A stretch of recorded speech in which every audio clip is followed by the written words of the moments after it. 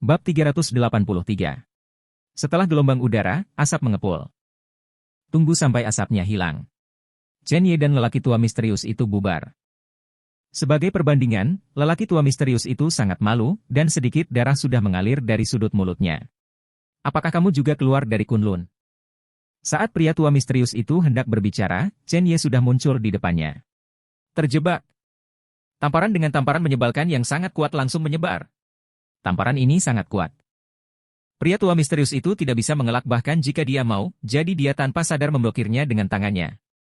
Menonjol. Lengannya yang keras langsung dikipasi, dan tamparan keras itu langsung menampar wajah lelaki tua itu. Tanda merah muncul seperti ini. Menakutkan sampai ekstrim.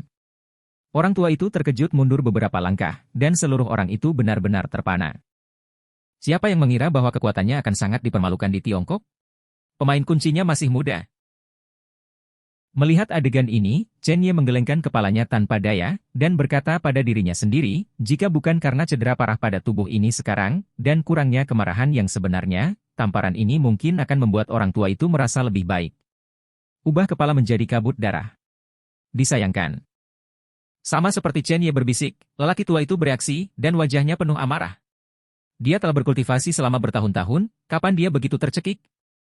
Membunuh. Memikirkan hal ini, niat membunuh lelaki tua itu sangat menakjubkan. Tidak peduli siapa kamu, hari ini, aku ingin kepalamu dikorbankan. Setelah lelaki tua itu meraung, setetes esensi darah dipaksa keluar dari ujung jarinya, dan esensi darah menepuk alis tanpa ragu-ragu. Hampir seketika, auranya naik ke batas, dan dia membunuh Chen Ye dengan momentum yang merusak. Pada saat ini, dia seperti binatang buas, menunjukkan taringnya, mencoba menghancurkan Chen Ye hidup-hidup. Dia menggenggam dengan 5 jari, dan tongkat berdiri sudah muncul di tangannya. Ini dia senjatanya yang jarang digunakan, apalagi di dunia bela diri Cina. Kruk bergetar, dan serbuk gergaji beterbangan, berubah menjadi senjata tajam. Senjata ini agak aneh, tidak seperti pedang, tidak seperti pistol, dan bahkan kurang seperti pisau. Tetapi ujung atas dan bawahnya sangat tajam, dan ujung-ujungnya yang tajam terbuka lebar di semua sisi, seolah-olah ada bilah tajam di dalamnya. Semua orang yang melihat senjataku sudah mati, dan kamu tidak terkecuali. Senjata aneh itu langsung menusuk Chen Ye. Udara beriak, niat membunuh menyapu, sinar cahaya berkedip, dan hawa dinginnya menakutkan, dan semua senjata di penjara hantu bergetar untuk sementara waktu. Kecuali pedang naga. Chen Ye tahu betul bahwa senjata di tangan lawan itu luar biasa, setidaknya senjata spiritual. Nak, mati di bawah tanganku, kamu cukup memenuhi syarat untuk membual di tanah, jangan khawatir. Ketika kamu mati, aku akan menyiksa orang tuamu sampai mati juga. Bahkan jika kamu adalah Kunlun Su yang kuat, kamu akan mati. Pukulan ini, seperti sabit dewa kematian, jatuh, siap memanen kehidupan Chen Ye. Bahkan ada paksaan tak terlihat yang menghalangi segalanya. Di mata lelaki tua itu, bahkan jika Chen Ye tidak mati, dia pasti akan terluka parah. Ini adalah kepercayaan dirinya. Tepat ketika pukulan ini hendak menyentuh Chen Ye mengulurkan tangannya, dan jimat ajaib muncul di tangannya. Jimat ajaib melilit lengan, dan cahaya mengalir satu demi satu. Kemudian sebuah kata samar jatuh seperti ini, apa itu Kunlun Su? Ketika saya berdiri di puncak gunung, semuanya hanya gelembung. Jika saya ingin menghancurkannya, itu harus dihancurkan. Ketika lelaki tua itu mendengar kata-kata ini, ekspresinya hampir membeku. Bisa hiding? Dari mana asal nama ini? Orang ini bahkan mengatakan bahwa dia dapat memecahkan virtual Kunlun. Kunlun Su hanyalah gelembung di matanya. Nada ini terlalu besar. Dia pikir dia siapa? Pembangkit tenaga listrik tertinggi Kunlun Su? Diperkirakan orang ini bahkan tidak layak untuk membawa sepatu untuk orang pertama di dunia seni bela diri Tiongkok. Memikirkan semua ini, dia melihat pukulannya dengan dingin.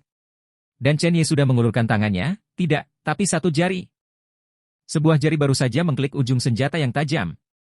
Di mata lelaki tua itu, ini hanya mencari kematian. Kekuatan macam apa yang terkandung dalam serangannya, dia tahu lebih baik dari siapapun.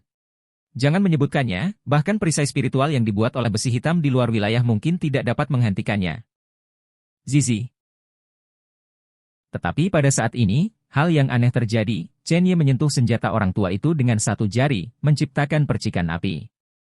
Mars berkedip. Sama seperti itu, senjatanya berhenti. Seolah-olah dia berada di rawa, dan dalam napas yang menyesakan ini, senjatanya telah kehilangan kontak dengannya. Melihat adegan ini, lelaki tua itu tidak sabar untuk menatap matanya. Bagaimana bisa? Dia tidak pernah gagal. Senjatamu, di mataku, tidak berbeda dengan tumpukan besi tua, atau bahkan lebih buruk. Setelah kata-kata itu jatuh, Chen Ye memegang senjatanya, dan jimat ajaib diterapkan ke lengannya. Pada saat ini, dia tampaknya memegang guntur dan api. Kedua kekuatan itu langsung mengubah senjata menjadi merah. Sama seperti besi panas merah. Kuncinya adalah Chen Ye memegangnya seperti orang yang baik-baik saja. Retakan. Senjata itu langsung dihancurkan menjadi tumpukan besi tua, dan dilemparkan ke sudut oleh Chen Ye dengan santai. Aku kehabisan waktu, aku akan membawamu ke jalan selanjutnya. Langkah kaki Chen Ye mengalir, dan dalam sekejap mata, dia muncul di depan lelaki tua itu, dan kemudian menamparnya dengan telapak tangan. Anjing kalkun, pecahkan untukku. Ledakan. Menghadapi halangan bawah sadar orang tua itu, Chen Ye mengabaikannya. Raungan meledak, dan angin tak terbatas menyapu. Bersenandung. Mendengar teriakan, lengan lelaki tua itu langsung patah. Darahnya pecah, dan tulangnya terbuka. Wajahnya memucat, dan seluruh orang terkejut dan terbang keluar. Kekuatan ini. Orang tua itu hanya bisa melihat Chen Ye menembaknya, pupil matanya berkontraksi, dan dia meraung. Dia benar-benar ditanam di tangan seorang anak Ki Realm, dan dia tidak bisa melawan. Sekarang hanya beberapa gerakan, senjatanya hancur, dan lengannya hancur. Bahkan sangat mungkin bahwa kehidupan akan dijelaskan di sini. Itu membuatnya tidak percaya. Engah. Namun, di tengah keterkejutan lelaki tua itu, suara penetrasi yang tumpul datang, dan saat berikutnya darah menyembur. Mata lelaki tua itu melebar, dia membuka mulutnya dan ingin berbicara, tetapi dia tidak bisa mengeluarkan suara lagi. Dia hanya bisa menatap tajam aliran udara yang menembus dadanya, wajahnya penuh keputusasaan. Jejak telapak tangan muncul di dadanya, dan bekas telapak tangan mengalir di sekujur tubuhnya. Hidup berlalu dengan cepat, dan dunia di depanku mulai menjadi gelap. Aku tidak berdamai, tapi jangan pikirkan itu, sebenarnya, kita punya dua orang di sini, haha. Setelah mengucapkan kalimat ini, seolah-olah menguras kekuatan seluruh tubuh, lelaki tua itu mengeluarkan raungan enggan yang hanya bisa dia dengar. Ledakan. Ketika suara itu jatuh, dunianya benar-benar gelap, dan seluruh orang itu jatuh ke belakang. Mati total. Angin dingin bersiul, dan dalam bau darah yang memenuhi langit, satu-satunya yang tersisa adalah gambar Chen Ye berdiri dengan bangga di dunia. Gambar itu tampak diam. Bab 384. Setelah memecahkan orang tua misterius ini, Chang Haiping sementara meninggalkan tubuh Chen Ye, dan bayangannya sangat lemah saat ini. Hampir transparan. Semakin kuat kekuatan yang dia berikan, semakin cepat konsumsinya. Semua pembangkit tenaga listrik di pemakaman reinkarnasi tidak lain adalah jiwa. Chen Ye juga bangun, kata-kata lelaki tua itu setelah kematiannya bergema di telinganya, dan tiba-tiba matanya menyusut, terlepas dari luka di tubuhnya, dia bergegas ke pintu keluar. Siapa sangka kali ini mereka berdua. Dia memenggal salah satu dari mereka, yang berarti ada orang lain di luar. Tidak baik. Orang tua kemungkinan besar berisiko. Embusan angin menyapu menuju pintu masuk dan keluar penjara hantu dalam sekejap. Pada saat yang sama, Ye Tianzeng dan Jiang Peirong sudah tiba di pintu keluar. Jiang Peirong memegang rune yang diberikan Chen Ye padanya. Intuisi wanita itu sangat kuat, dan dia selalu merasa bahwa segala sesuatunya tidak sederhana. Firasat kuat ini berasal dari darah di tubuhnya. Kebangkitan garis keturunan dan bakatnya hampir mengejutkan seluruh dunia seni bela diri Tiongkok saat itu. Harus luar biasa. Sangat disayangkan bahwa dia tidak memiliki minat sedikit pun dalam kultivasi, yang berarti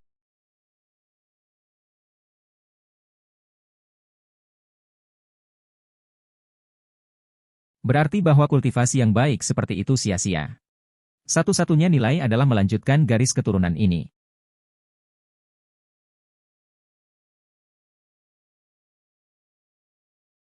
Ini.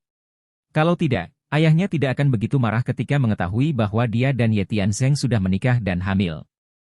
Di dunia seni bela diri Tiongkok, garis keturunan dan akar spiritual adalah hal yang sangat penting bagi seniman bela diri.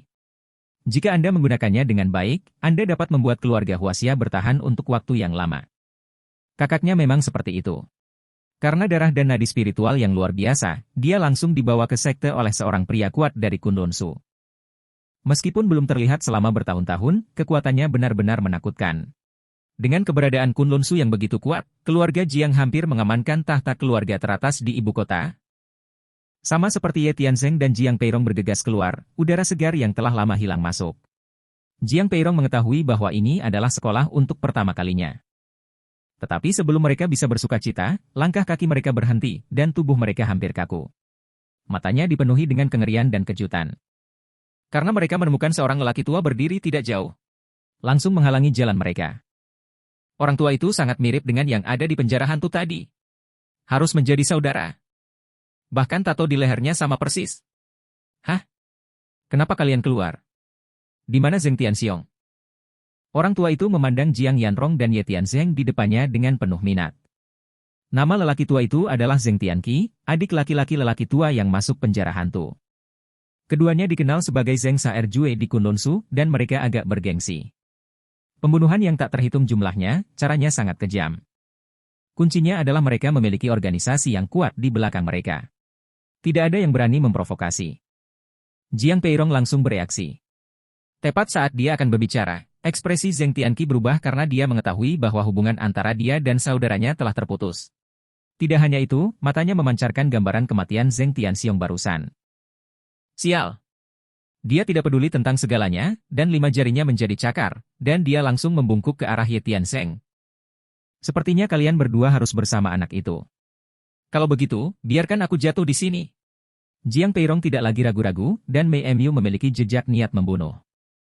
Tianzeng, aku akan membantumu. Setetes esensi darah ditembakkan langsung dari ujung jarinya dan mengenai kertas jimat. Cahaya berkedip, kertas rune terbakar, dan hantu serigala raksasa keluar dari api. Serigala raksasa menjerat lawan untuk waktu yang singkat. Jiang Peirong dengan cepat meraih tangan Ye Tianzeng dan menyapu ke arah lain. Ayo. Dia bisa merasakan rasa sakit di wajah suaminya. Hanya karena suaminya mengalami patah kaki, dia hanya bisa berlari dengan kaki palsu, rasa sakit seperti ini bukanlah sesuatu yang bisa ditanggung oleh orang biasa. Tianzeng, kamu harus bertahan. Jiang Peirong berkata dengan serius. Peirong, jika tidak berhasil, kamu bisa pergi dulu, Chen Er membutuhkanmu. Jangan bicara omong kosong, suami dan istri kita belum melihat angin dan ombak besar, dan semuanya akan baik-baik saja. Keduanya semakin cepat dan lebih cepat. Setelah lebih dari 10 detik, Zheng Tianqi di belakangnya juga berhasil menyingkirkan bayangan serigala raksasa, dahinya penuh keringat. Melihat dua sosok di kejauhan, dia mencibir, dan energi sejatinya mengembun di bawah kakinya, muncul di depan mereka dalam sekejap mata. Mau lari? Bisakah dua semut lari? Detik berikutnya, pedang dingin muncul di tangan Zheng Tianqi, dan dia menebas ke arah mereka berdua tanpa ragu-ragu. Pedang ini, dengan amarahnya yang sedingin es. Tepat ketika niat pedang akan jatuh, seorang pria berpakaian hitam keluar dari kegelapan. Zheng Tua, kasihanilah di bawah pedang, aku harus hidup sendiri. Pedang Zheng Tianqi tergantung di udara seperti ini, dan angin pedang yang kuat memotong jejak sutra biru Jiang Qirong. Yang mengejutkan Jiang Peirong dan Ye Tianzeng adalah mereka mengenal pria dalam kegelapan itu. Itu adalah Yunufila yang ingin membunuh Capital Dragon Lord mereka, Lin Juelong. Hanya saja Lin Juelong terlihat jauh lebih muda, jadi saya tidak tahu apakah itu karena kultivasinya. Zheng Tianqi mengerutkan kening ketika dia melihat Lin Juelong. Siapa kamu? Mengapa aku harus mendengarkanmu? Lin Juelong tersenyum dan merobek kancing kemeja hitamnya, ada tato di dadanya. Tato itu ternyata pintu merah dengan ukiran Sanskerta kuno di atasnya. Persis sama dengan lehernya. Seolah-olah itu adalah nama kode dari beberapa jenis organisasi.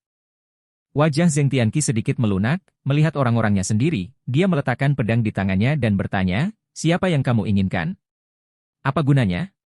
Lin Juelong tersenyum dan berkata, saya ingin pria itu, dia memiliki sesuatu yang saya minati, dan saya menyesal dia meninggal ketika saya tidak menanyakan hasilnya, tetapi sekarang tampaknya Tuhan tidak ingin dia mati. Saat itu, sepertinya Yunufila tidak cukup untuk mematahkan kakinya, tapi kali ini, aku tidak akan membiarkannya mati dengan mudah, hidupnya lebih penting dari apapun.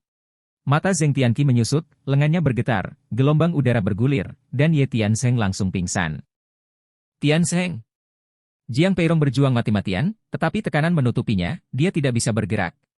Kau biarkan dia pergi. Kalau tidak, aku berjanji kau akan menyesalinya.